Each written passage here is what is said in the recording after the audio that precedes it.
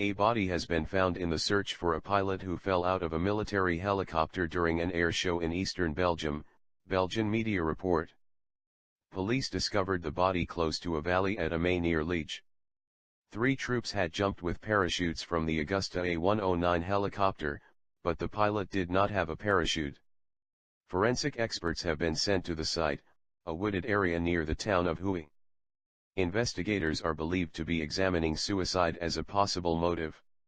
According to reports, the co-pilot helped the 3 parachutists jump, but then turned to see the pilot's seat empty and his door wide open. He then grabbed the controls and landed the helicopter safely.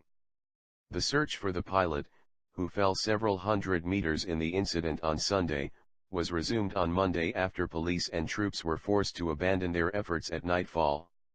The reason for the pilot's fall remains a mystery. The sliding door alongside the pilot's seat had been opened and the radio connection between the pilot and other crew members had been cut, Belgium's Nieuwsblad reports. Police are investigating the incident.